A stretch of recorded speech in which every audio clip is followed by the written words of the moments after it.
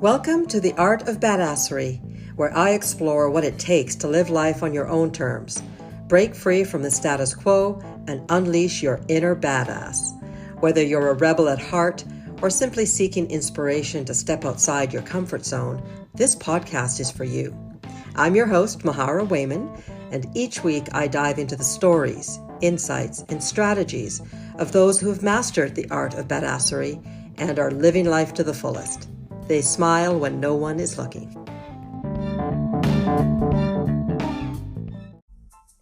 Before we get started, a quick note from our sponsor, Mindfulness with Mahara. What if the struggles that you go through as a female entrepreneur are actually what make your dream business strong? What if doing the inner work is what finally moves your business forward? Ladies, are you feeling stuck, drained, and uncertain on your journey to business success? Let's shake things up a bit and dive into the real game changer, the inner work. As your fellow entrepreneur who's been through it all, I'm thrilled to invite you to my group program, Build Your Best Badass Business. Listen up, this isn't your average group program. We're going all in because I know firsthand that to build a thriving business, you've got to conquer those internal battles first. No more brushing aside the inner work or ignoring that niggle of unease inside your belly. You've already put in the grind for your business. Now, do the same for your growth and empowerment. So join me as we explore the transformative power of clarity, mindfulness, courage, assertiveness, and setting kick-ass goals. Together, we'll shape your journey into the ultimate success story. So are you ready to unleash your inner badass? Click the links in the show notes to learn more and to book your free badass breakthrough session. Let's see if we're fit to work together and if my program is exactly what you've been looking for. I'm Mahara, your badass coach. Welcome to the Art of Badassery podcast, where creativity meets impact. I'm your host, Mahara Wayman, and today I'm so excited to have Tony Geber-Hewitt as my guest. Tony is a multiple award-winning visual artist, photographer, and community leader whose work redefines photography as a powerful catalyst for social change. As the founder of XVXY Photo, Tony has collaborated with notable brands such as Nike, Royal Bank of Canada, Vice Canada, and more. His photographs have been featured in over 40 publications globally, including The Star, The Globe and Mail, Paper Magazine, and Elle UK. So join us as we take a deep dive into his journey from self-taught artist to influential changemaker and discover how his lens reshapes the conversation around society and its subjects. Let's dive into the art of badassery with Tony. Tony, welcome to the show. I'm so pleased to have you here. Thank you so much. And thank you for such a gracious introduction. I really appreciate it. Oh my goodness. So some of you that watch the show on a regular basis may be doing a bit of a double take because yes, in almost a year of doing the show, Tony is my first male guest. And I would just want to give a little background to how we met and why you are on the show. So I was fortunate enough to be invited to a fundraiser about 8 weeks ago in Edmonton, and Tony was the guest speaker. I was so captivated by his story that as soon as it was over, I found him near the canapes and I said, "Excuse me, but you sound really badass. I think we need to talk."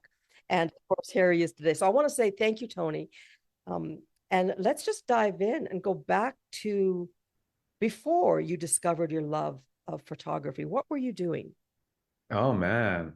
Before that, I was just walking the traditional path, like I was in high school, just trying to get my education as my parents told me to do. I was playing sports, so I was like on a basketball team, and basketball was like my first real passion. It's like the first thing I identified as like something that can just take me away from reality and put me in that flow state. And yeah, honestly, I wasn't doing much. I was like really interested in girls and pursuing girls and, the typical teenager kind of stuff. And then, yeah, I was in university where I discovered, the camera for the first time. What were you studying in university? I was studying, okay, because I love sports so much. This is really funny. I went to my guidance counselor and I'm like, I don't know what I want to do. Like, can you help me figure out what I want to do with my life? And she's like, well, you like sports, you like movement. It's like, maybe you should take kinesiology. And so I literally just went with her suggestion. I'm like, yeah, I could see myself doing physiotherapy or like being a chiropractor or something along those lines. So yeah, I applied at U of T, I applied at TMU, and then I applied at York University, and I got into York and just like started there. I think by my second year, I was already like, kind of over this, but there was pressure from my parents to complete getting a degree because I would have been the first in our family to do that. Yeah, So did you complete?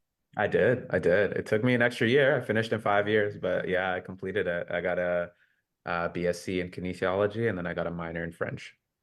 So I have to ask, in those years of studying that, when was it you picked up the camera?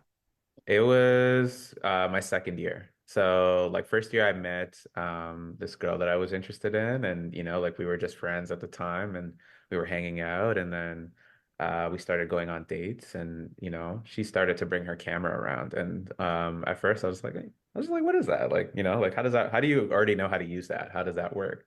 And it just like went from me like testing it out, taking a few photos to like whenever we were hanging out, I would have the camera on my shoulder and taking photos to me asking her to take the camera home and her being like, you got to get your own camera, man. It's too much. And then yeah, and I was working simultaneously while getting my education. I was working at Home Outfitters, which is like a home decor store. And I was like a stock boy from, I guess like 4 or 5 a.m. to like 7 or 8 a.m. And then I would shoot an hour and a half away, like from the east end to the west end of Toronto, to York University. And I would just like take class all day, head back home, rinse and repeat. Okay, so when did you first realize that there was magic behind the lens or in front of the lens, depending on how you look at it? Yeah, for sure. I think it started when I bought my own camera. So I think like when I was using that girl's camera, I was like just really curious about it. I'm very curious by nature, just in general. And then once I got my own camera, it was like so serendipitous because but around the time I got my camera, a lot of elements of my life were changing. So I wasn't really happy with my friend circle.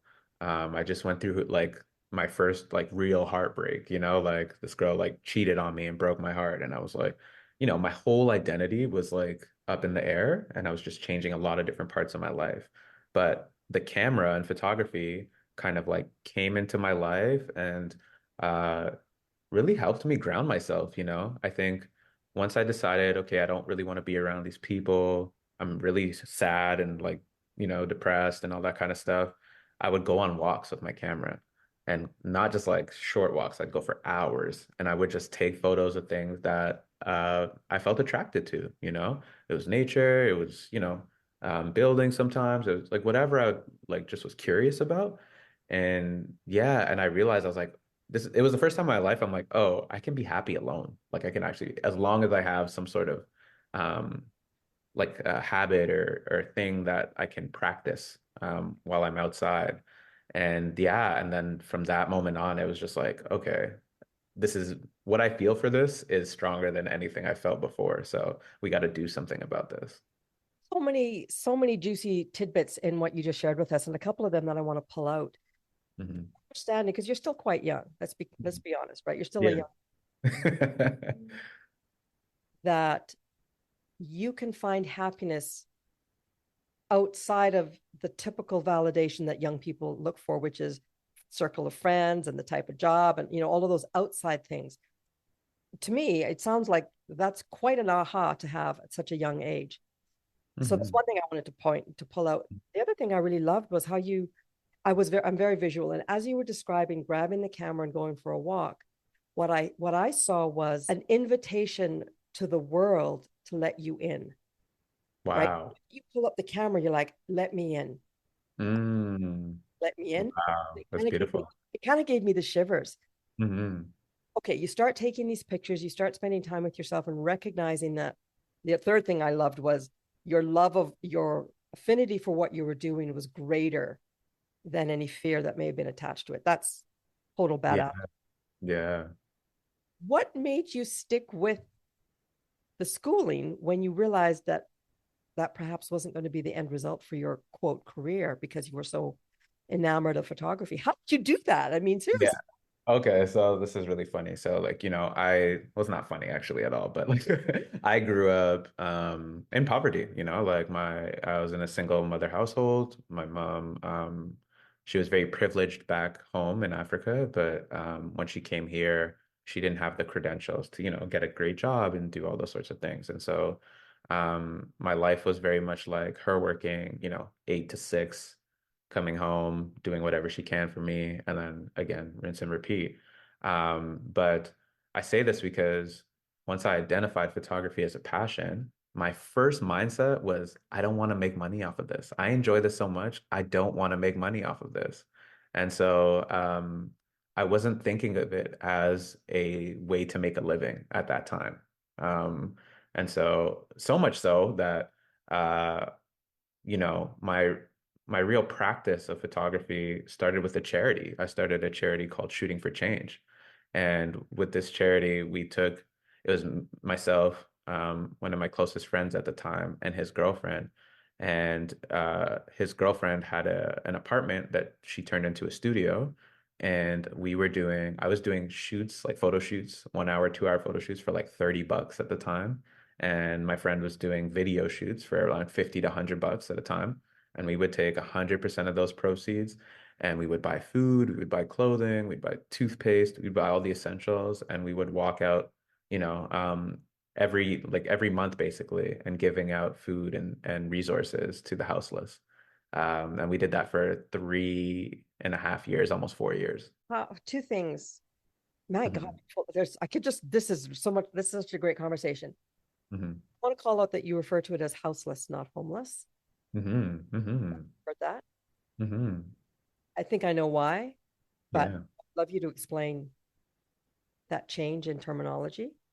Yeah, I think when you say homeless, I think anywhere can be home. It's a feeling more than it is a physical representation.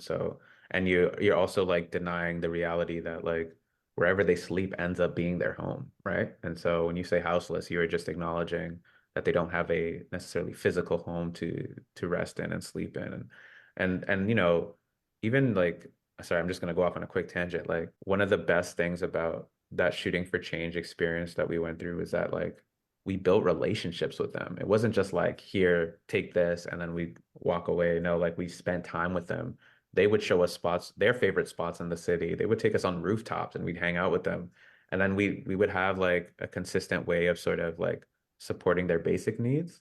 And some people, and the stories that we learned, like some people literally came from like, for example, like Newfoundland or something like that, and just didn't have enough money to get back home and couldn't figure it out. So imagine you're just able to provide them their transportation fare and now they can get back home, but they were stranded here because they couldn't figure it out, you know? So there's so many circumstances that lead to ending up being houseless that we're not aware of. And we just, we walk by them every day.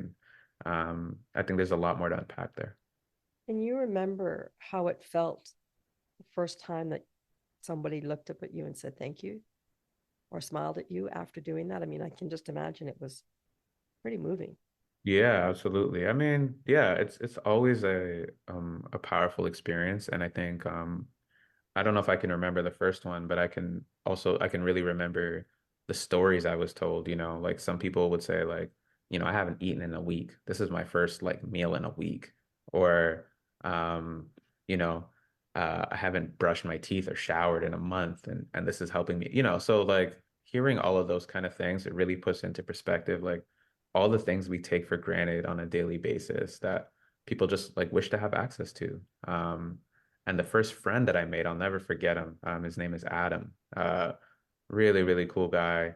Um, and honestly, not only was he grateful, like, and something I made sure to do is like I would always come down to eye level with them. Like I wouldn't just like stand over them and give them whatever resources. I come down to eye level and yeah, like he was grateful for, the food that we gave him, but like he just wanted to socialize. He just wanted to have a conversation. It was not about, getting money or like anything like that. He wanted to just connect as a human being. And that really resonated with me. And that led to like, we were friends for years until we lost contact. And there was no reason why we lost contact. We just lost contact. So yeah, it was like to me like the perfect training grounds for me as a human being, but also like as a photographer. It's so powerful when we can remind ourselves that one of the greatest things that we want out of life is connection. Yeah. So, Yeah. so first of all, I want to say thank you for this work that you did then, because I know it's led to other things. But everyone listening, ask yourself, when was the last time you took a conscious step towards the houseless people in your community? Because Mhm. they are everywhere, and so many of us run away from that because it's ugly or it makes us uncomfortable, or we, there's a lot of reasons why people ignore or pretend that this Yeah. doesn't.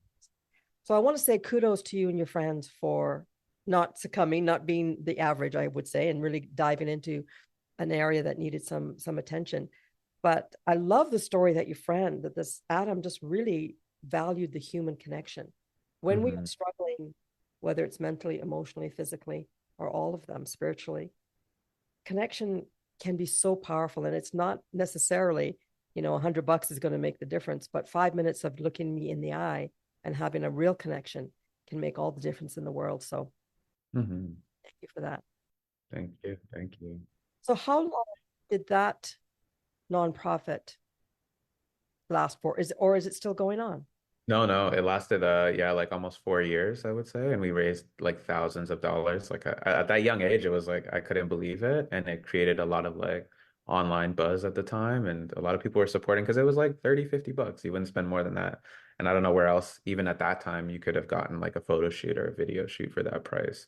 But what happened was, like my friend and the girlfriend, they ended up splitting up. The studio was at her apartment. We didn't really have like the resources to continue it, and so it dissolved. And that was really hard for me because that was like my first real dream that I put out into the world.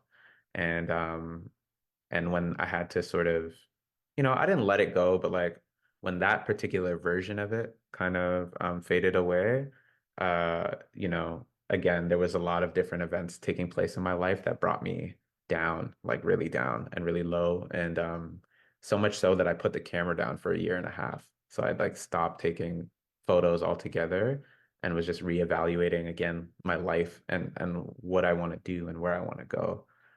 So it was really tough, but everything happens for a reason. Like everything happens for a reason. It absolutely does. And, I think there's a misunderstanding sometimes, even when I talk to my friends and I talk about this idea of being a badass, it's there's a misunderstanding in that they think you're a badass because you've had a great life. And I'm like, no, Hmm. we're badasses because we know we matter. And we Hmm. recognize that life happens and life goes up and down. We're Hmm. not defined by what happens to us. We are, I think, in fact, defined by how we navigate what happens to us. Yeah, how we respond to it. Yeah. Right? That's Hmm. what makes us badass. And I think it would be unrealistic to expect that life is just shooting upwards, right? Right. I'm glad that you picked the camera back up. I want to know when and why. Yeah.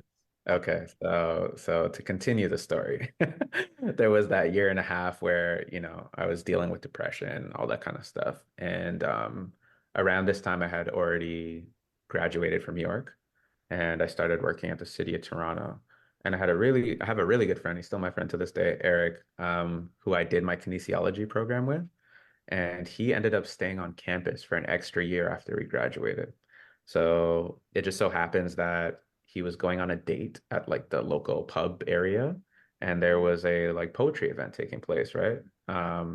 And so he ends up meeting this guy from Scarborough, which is where I'm from and very proud to be from. And he said, "Hey man, I met this really cool guy.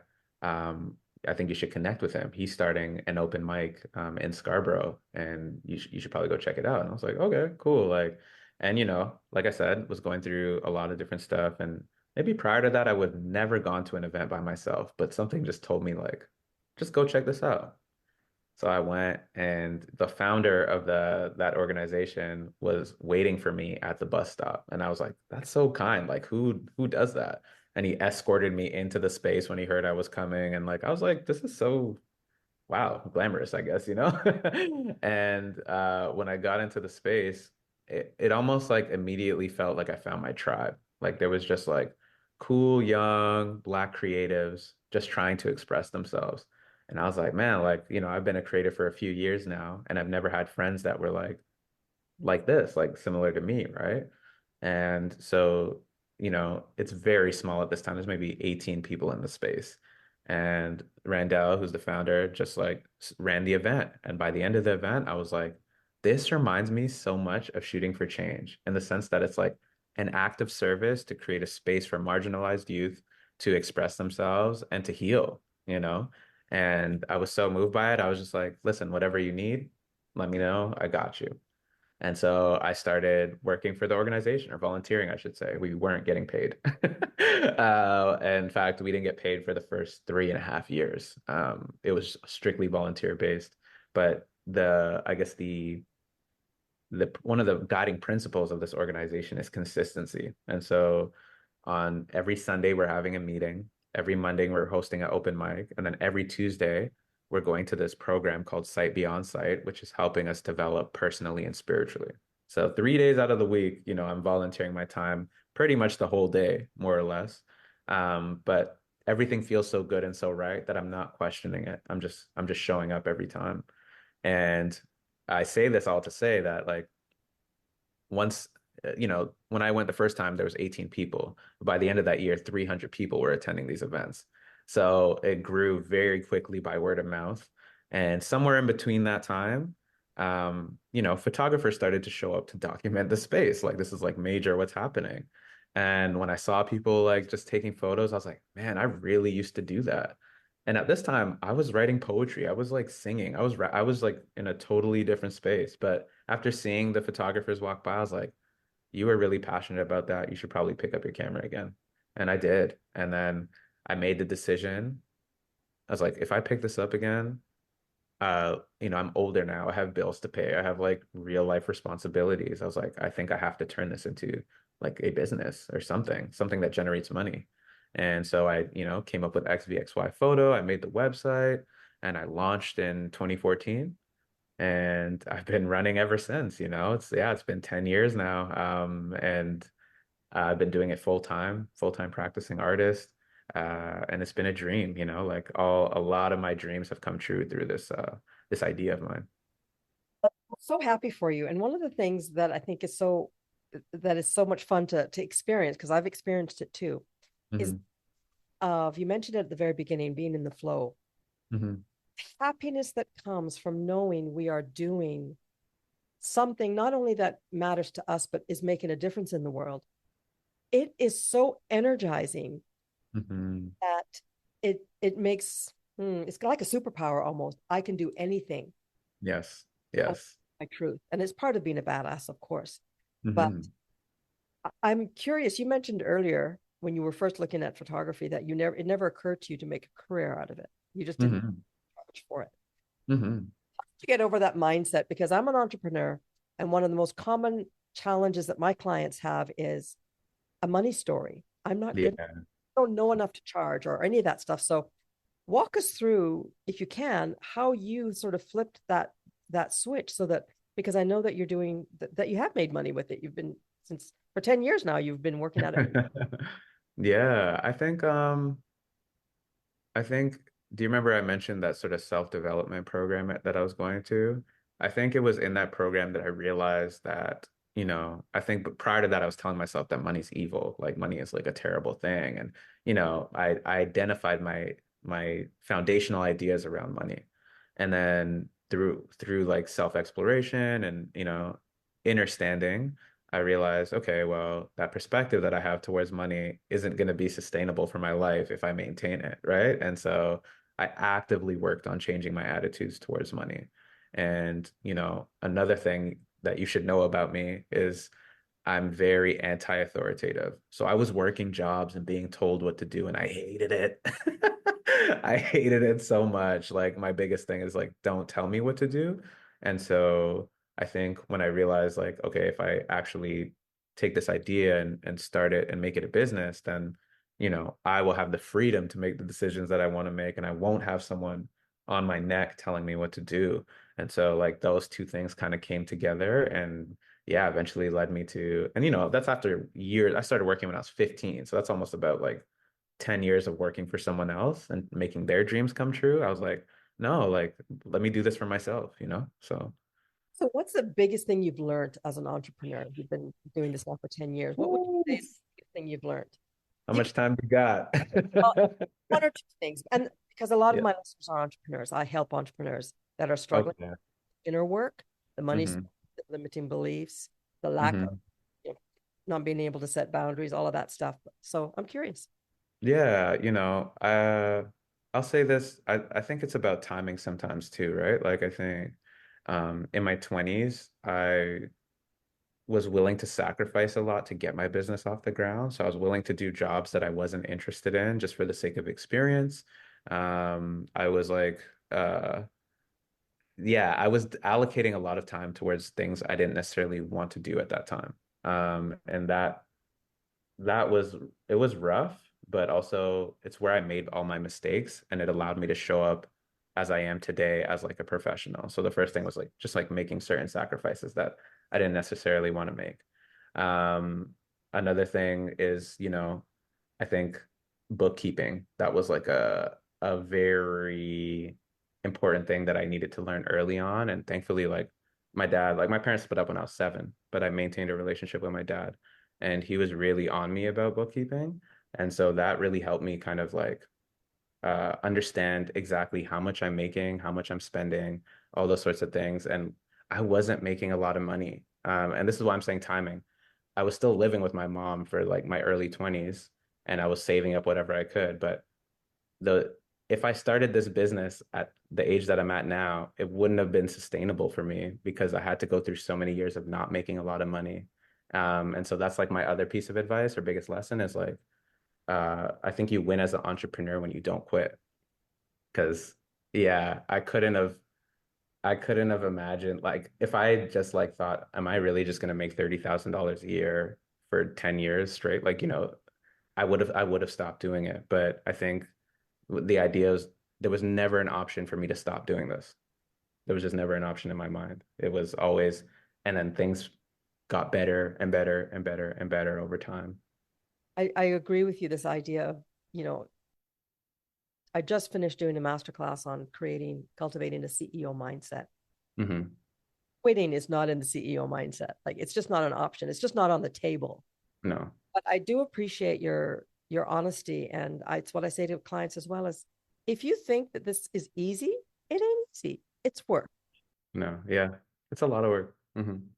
Your biggest challenges are going to come up and bite you as an entrepreneur. If you haven't figured out your money story, it's going to come up. If you haven't figured out how to balance your bank account, oh my God, that's going to come up.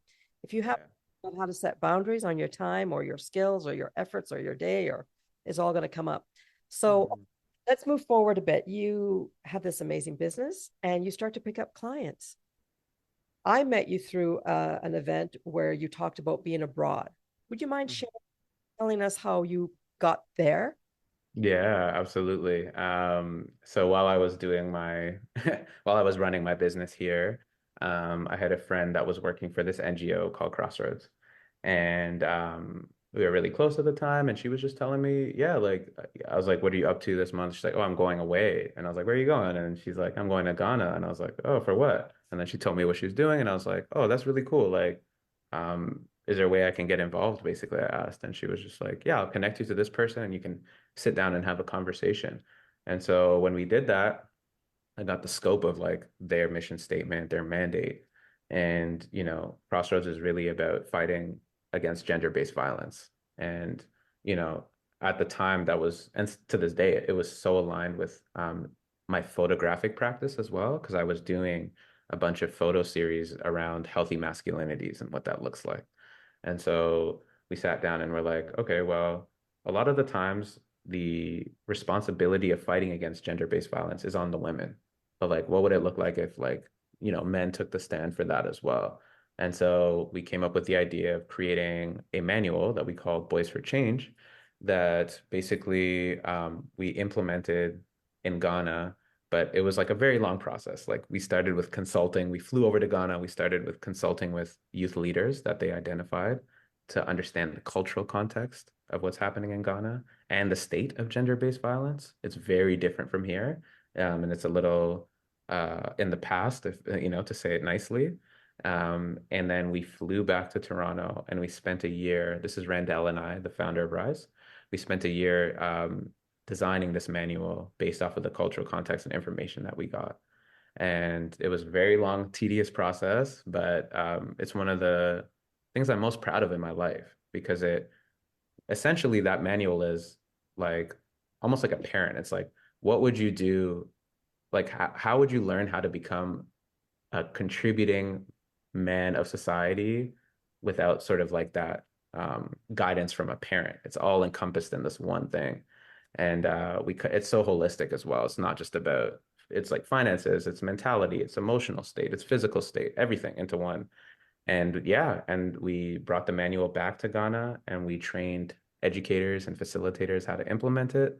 And yeah, now it's in different schools across Accra. We're trying to get it across the entire education system.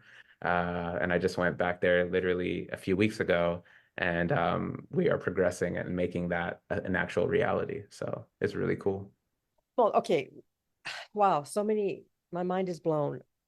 Learn about yourself as a man through this. What did I learn about myself as a man? That I'm deeply flawed.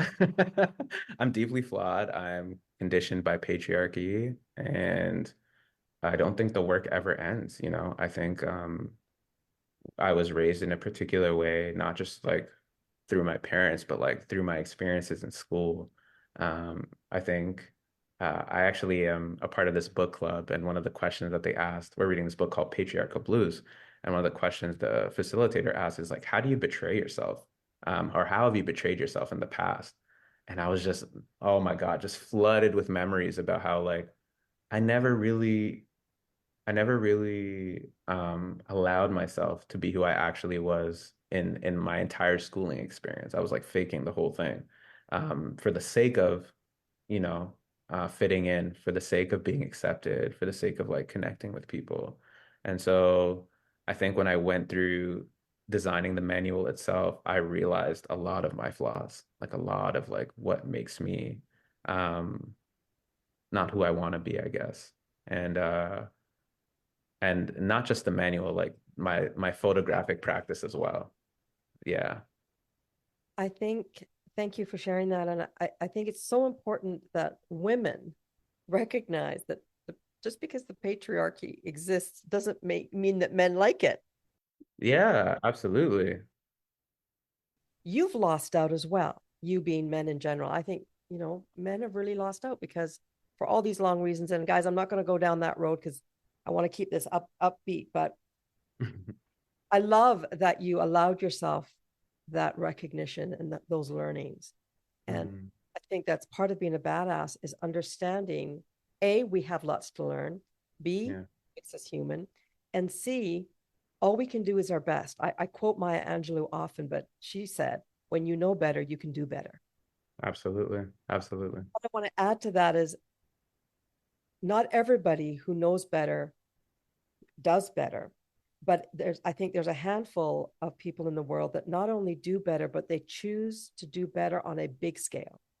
And I want Mm, to call out that what you and your friend have done, and others that have become involved in this program, is you have chosen to do better on a big scale and to make. wow. And I just want to call that out because not everybody has that within them, and it's totally okay. You know, Hmm. every action makes a difference. Hmm. When we are called to step up and step into our greatness and make a difference on a worldwide stage, for example, then that takes a special level of badassery. And I just want to say thank you for that. Wow. Thank you. Thank you for saying that. I appreciate that. It's a very nice reminder. And I don't think when you're doing it, you realize that. You don't realize that. I don't think so. Yeah. I'm glad that I saw it and that I called it out and that you recognized it. Now, tell us, I have seen some of your work on because I now follow you on Instagram, but I want to go back to one of your first expositions, I guess, or pieces.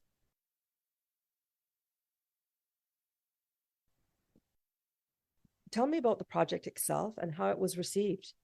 Yeah. So the series is called From Boys to Men. And there were a lot of reasons why it ended up being created. A lot of different elements that came together. And so on one level, there was, my friends who are like women telling me that it's really hard to find and date men in the city. It was an ongoing narrative that like made me realize that like I guess when men engage in romantic relationships, it's really hard for them to show up in ways that they're needed to show up in order for it to be a successful relationship. Simultaneously, I was struggling in my own relationship. I was dealing with, I had a very long-term partner, and we were, after a few years, you really start to get into the nooks and crannies of who you are as a person. And whenever we would have like really difficult conversations, I would be stifled. Like she would ask me a question, I wouldn't know how to answer it. And so it made me really curious about what that roadblock was, like what was that was preventing me from answering those questions. And I used that exhibition and series to explore that. And so I was like conducting interviews, with other like Black men. I was doing therapy. I was investigating myself, I was photographing. Like it wasn't just about doing a photo shoot. Like I would actually sit down with the people that I'm photographing and have lengthy, deep conversations about our inner workings, and why we are the way we are. And so it just became this whole like it was just more than a photo project. It was just like, I don't know, a way of exploring my own identity, I guess. And so I shot for the first, I think, year or two. I took photographs from like 2017 to or 2016 to 2018. Didn't use any of those images because I didn't feel like it spoke to what I wanted to do. So that's like so much research went into it. And then from 2018 to 2019, I applied to Nuit Blanche, which is like one of the biggest visual art festivals in Toronto. And I got into it. And when I did the application, the questions were so investigative, they were so curious that it actually helped me build the framework for the project. And then I shot everything after that and debuted it in October of 2019.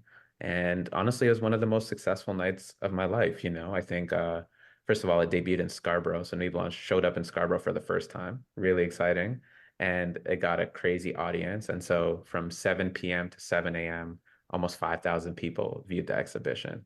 Yeah, it was very, very crazy. Yeah. So, and I was there the whole night, right? So I'm talking to people, I'm engaging with them. But I think like the most remarkable thing was that there, in that space that I created, there was no, there were no social concepts that stood in the way. And so when I say that, I mean, there was no race barriers. There were no age barriers. Like I spoke to children as young as like 7 or 8 years old, and I spoke to seniors as old as 70 and 80 years old. And everyone had something to say about the images because there was also, if you can imagine a triangular panel, there were two images on one side, and on the third side was text that supported the images. After people read the text and then saw the images, it created so much conversation that people ended up staying for hours. People didn't leave. Like typically you go check something out, you leave after 15, 20 minutes. People stayed for hours. Everyone had questions that they wanted to talk about with me, how it resonated in their own personal life. Couples were there having real hard discussions in the middle of the exhibition. It was so powerful. And it made me realize how needed it was. And I decided to make it an ongoing series. And so there's been a few iterations of this project already. Wow, congratulations. What came through so loud and clear was a reminder that art speaks to people. Hmm. Hmm. This is a conversation that is obviously desperately needed in our world today. Hmm. And so, how great that you gave them a space to do that. Yeah, it was such a blessing. And yeah, I really felt the power of art that night. I will say that for sure. I also want to call out, I don't know, you guys listening, you've heard how many times he said the word curious. Is a curious guy. And but curiosity is such a beautiful foundation for being a badass because Mm, just the word itself propels you forward. You're curious, you open the door, you step up, you look around the corner, you look behind you, you look in, you look out. So mm, I think your curiosity has served you well. Where Mhm. will your curiosity take you next, my friend? Oh man, that's a great question. I think ah you know, as I am now, I was actually just having a conversation with my partner about this. I'm like really happy with what I've done in the photography space. I in the past couple of years I've stepped into the curation space of like facilitating art experiences for other artists, which I really enjoy. Because I'm just really passionate about the arts in general. But I think there's a part of me that wants to take on a new medium. Like I would love to get into painting. I would love to get into sculptures. I would love to just like try and explore something new, just for the sake of it, like with no expectation of like becoming this world-renowned artist, just for the sake of, yeah, I don't know. I think curiosity has always kind of led me into the right spaces of my life. So, and there's something to say about doing things without expecting results. So, yeah. Good for you, because I have fallen into the trap of doing things for results. Mm, And it has led me down a dark hole that didn't wasn't a fun place to be. So I mhm, love listening to your, I mean, you're a grown man, but the way that you described that was very childlike. I just want to do it because it's fun. It's almost mhm, my hands in the mud like the dogs, right? My dogs love to get wet just because it's fun. I wouldn't be surprised though, and I want to go on record as saying, whatever you do next, I wouldn't be surprised if it ended up being something that was just painted and somebody bought it for like 5 or 10 grand. It's crazy. mhm. But I do love your energy around being curious and also being inquisitive. I use that word. It's not the same as curious. I see the word inquisitive, especially when it's directed towards self, as being even more powerful than curious. Because to Mm, inquisitive is I'm curious, but I also want to know, I want to understand even more, like go on a deeper level. So I yeah. I applaud that. Can I add to that too? I think inquisitive, like at least for me personally, it it also includes being willing to fail, being willing to like look like a fool, being willing to be embarrassed, like all those sorts of things, like I think are a part of being inquisitive because you're trying to understand the full scope of something, you know? It's like a child doesn't beat itself up when it makes a mistake because it's like, oh, that's how you do it. Yeah. Piss mom off. I'm going to do that again. Exactly. Yeah. But we learn to be embarrassed and all of those things. So, learning to go through life with inquisitiveness and curiosity without the judgment, fear, and shame really, I think, is a recipe for happiness. Hmm. Hard for most of us to do that, though, right? But that's okay. That's why we have therapists. That's why we have coaches. That's why we have visual artists that make us think. Exactly. Well, I, for one, can't wait to see what you end up doing next. And as I said, we are connected on IG, so I'm going to be keeping watch on my feed. Anything else that you'd like to leave our audience with today, with regards to any of the work that you've done, or any of the biggest lessons that you'd like to share that perhaps you haven't brought up already? Yeah. Yeah, I actually thought about this while this was happening is, I think when it comes to entrepreneurship, I think a lot of the thoughts that go into it are like you need to exclusively work on your business. It's all about scaling your business, growing your business, all those sorts of things. But I actually think the way pursue entrepreneurship, it's actually a healthy balance between self-development and the development of the business itself. So half of my time is going towards developing what I'm doing, my practice, all those sorts of things. But the other half is really about becoming more of myself, really discovering who I am. And I think it helps grow the business. It's not just about figuring out who you are. I think it also like really helps grow how you show up with your business and with your art and your practice. So I'll say that.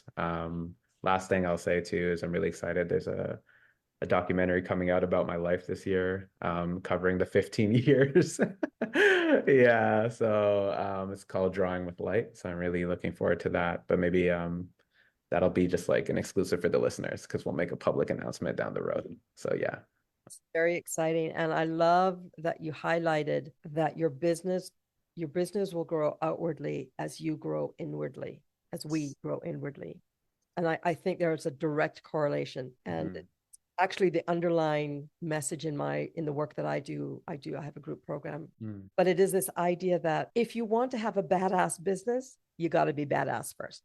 Yeah, Got to exactly. know yourself Hmm. 100% and be open and honest and vulnerable with your journey, because it will be reflected in your business in some form or another. So thank you for sharing that. It's good to know that my thoughts are in good company. I have good company with my thoughts. Yeah, Tony, I can't thank you enough for this conversation. I've enjoyed every minute of it. Do keep us posted. will And do. you're up for another session on a podcast further down the road, you know where to reach me, because I know that our listeners have enjoyed hearing your story and recognizing perhaps actions that they could take in their lives to help move through any challenges that they may be having. Thanks again for joining us. Thank you for having me, and thank you for having me as your first male guest. That really means a lot to me. Oh, I really I'm so excited.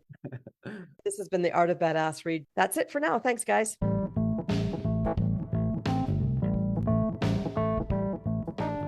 Thanks for tuning in to another badass episode. Your support means the world to me. So if you enjoyed what you heard today, don't forget to like, share, and rate the episode on your favorite podcast platform. Your feedback keeps the badassery flowing. And hey, if you're ready to unleash your inner badass and conquer whatever life throws your way, why not book a complimentary badass breakthrough session? Just click the link in the show notes to schedule your session, and let's kick some serious butt together. Until next time, stay fearless, stay fabulous, and of course, stay badass. This is Mahara signing off.